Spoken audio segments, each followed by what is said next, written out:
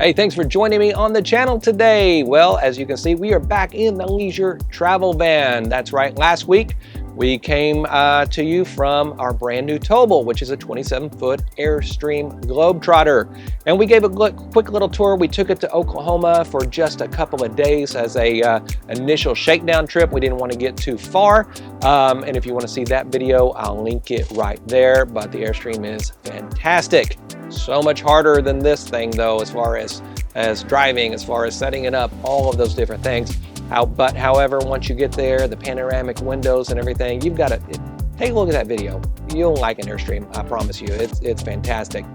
Now then, but this video is all about leisure travel vans, and I want to give a quick update for you guys on the wait list, or if you have yet to get on the wait list, these things are almost back in stock. We've been out for I don't know how long, but they are almost here at the Bagoso warehouse. So we will have those in. If you're wondering what the heck is that, well, this is our insulated Skylight cover right now. I'm in Dallas, and I took this off of my skylights for the light to come in. And I'm gonna tell you, it is such a world of difference. I've got the air conditioner running, but I can still feel, sitting right here, I can feel the heat from that skylight. You pop this guy in there, bam, problem solved. If you've already got those, kudos, because I know you're enjoying it. Now then, if you want to get on the wait list and learn more about it, I'll put a link right here so you can check that out. But today we are talking about a fix that's been 3 years in the making. When I picked up this leisure travel van in, I believe it was May of 2020, I got in it, was obviously you're excited, you got your brand new RV, you're ready to get going. So I got in from the dealer. I'd never driven one. And that's kind of how it is with these leisure travel vans. They usually don't have one to test, but I had never driven one, never turned it on. I had just kind of walked through a couple, but I got in it to take off from the dealer. I turned it on, turned the radio on, and bam. Sounded like a transistor radio, or like it was coming out of a tin can, because the only speaker that was working, or the only speaker that was dominant, was the center speaker, right? And so I was so disappointed. I had the 2019 chassis, the brand new beautiful Mercedes chassis. They made it look like their luxury cars, 10-inch navigation screen, beautiful system. And the sound was horrendous. And so, I asked the dealer, I asked my Mercedes dealer, nobody had a clue why it sounded like this, and there was absolutely no fix. Then I actually discovered on the Sprinter forums a fix where you just unplug that center speaker, and there is, so it's super simple. And if you unplug that center speaker, yes, the rest of your speakers will work, or actually will come to life. I will put that video right there. So if you can't get yours to a Mercedes dealer, because now there's an official fix, and when you learn what it is, your mind will be blown that this, out of a 100-year-old company, been making cars for that long, had this crazy thing. Anyway, so make sure you watch that video. Just unplug that center speaker, and then the rest of your speakers will come to life. And then what I say is the sound becomes adequate. Not extraordinary, but adequate. Now then, so service A popped up on my center screen. It was time to get service A. I changed my oil initially at 5,000 miles, like they advise that you do. We are now at almost 13,000 miles, and my service A came on. So I took it in and performed the oil change, and then basically service A is just an oil change and checking tires and stuff like that. Not a big deal, right? But again, every time I've taken in the Mercedes dealer, I say, is there a fix for this center speaker? Many times the service advisors don't even know what you're talking about. They've heard about it maybe. They're like, yeah, I've had a customer said the sound sounds like crap. But anyway, so I've asked them about it every time. Well, guess what? This time there is an official fix. So I've got my paper here. So let me read what it is, right? All right.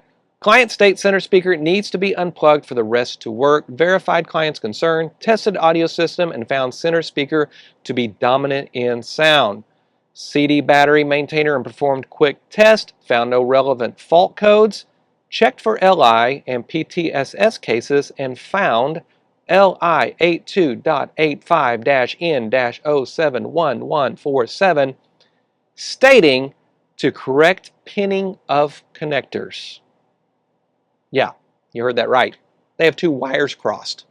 So your entertainment and all of your outside communication is controlled by two different modules. That's the MBUX module, which is a Mercedes-Benz user experience, which is the screen and all of that good stuff, your radio, and then the Hermes system, which is all of your outside communication that handles your emergency services and things like that. Well, guess what?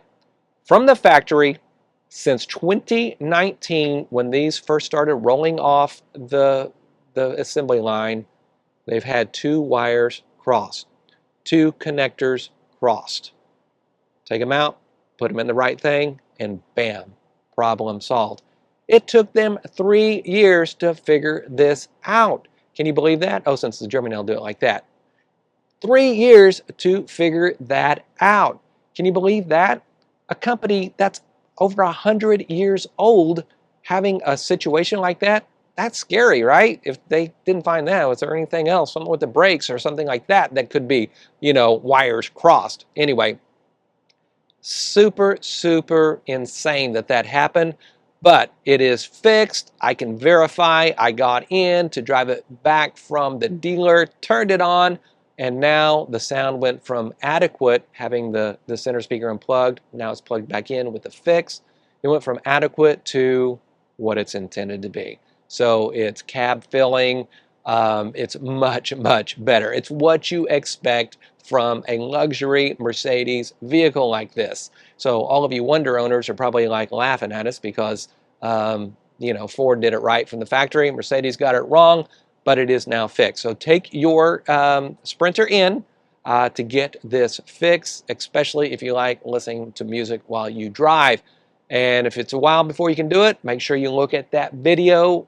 It's super simple. You just unplug one wire in that center speaker. Super easy to pop that grill up. Super, super simple. Don't be afraid to do it.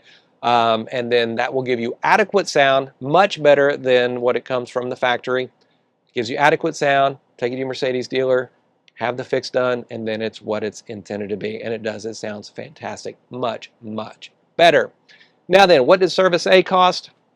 And again, they just performed an oil change and stuff, but it was $285.06. So Service B, that is the really expensive one. That's when they go in and brake pads, all kinds of things. So if you've had Service B done, put in the comments down below how much that cost you, because I'm very curious. I've heard all kinds, everything from $600 to $2,000, what people are saying. So it is a huge, huge discrepancy there, right? So if you've had it done, or if you know what it is, put that in the comments below. But basically, that is it for this week. I was so excited that this finally got done. 3 years after this rolled off the assembly line, they finally found a fix.